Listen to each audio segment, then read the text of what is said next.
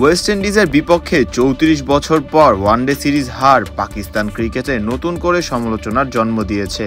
বিশেষ করে দলের দুই তারকা ব্যাটার বাবর আজম ও মোহাম্মদ রিজওয়ানকে নিয়ে ক্ষোভ প্রকাশ করেছেন পাকিস্তানের সাবেক ক্রিকেটার বাসিত আলী। সমালোচনা করে বললেন, মাঠের চেয়ে বিজ্ঞাপনে বেশি মনোযোগী হতে। ৩ ম্যাচের সিরিজের শুরুটা ভালো হলেও শেষ ২ ম্যাচে ভীষণ ব্যর্থ হন বাবর আজম ও রিজওয়ান।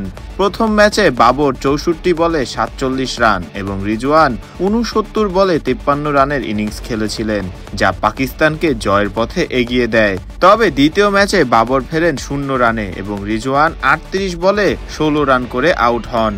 সিরিজের শেষ ম্যাচে বাবরের ব্যাট থেকে আসে মাত্র ২৩ বলে ৯ রান আর রিজওয়ান শূন্য হাতে ফিরেন প্রথম বলেই। পাকিস্তান মাত্র ৯২ রানেই গুটিয়ে যায় এবং ২০২ রানের বিশাল ব্যবধানের হার মেনে নেয়।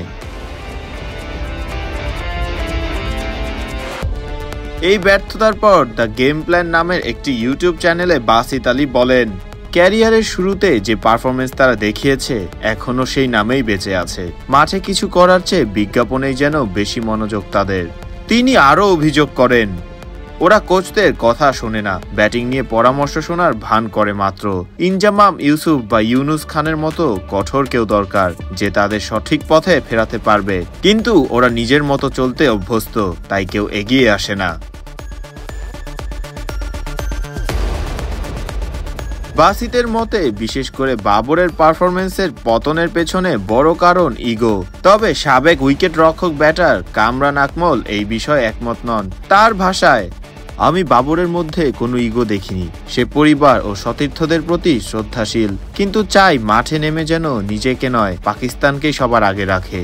শুধু সমালোচনা নয়, এশিয়া কাপে ভারত পাকিস্তান ম্যাচ নিয়েও শঙ্কা প্রকাশ করেছেন বাসিত আলী।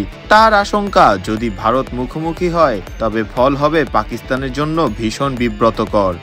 আমি চাই ভারত যেন না খেললে এমনভাবে হারাবে যা কল্পনার বাইরে।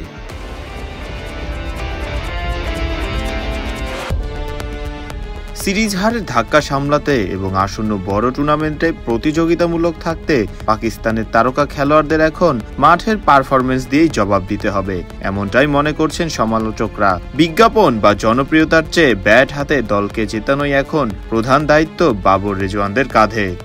ফারদিন রহমান সকাল, বিডি ক্রিক টাইম।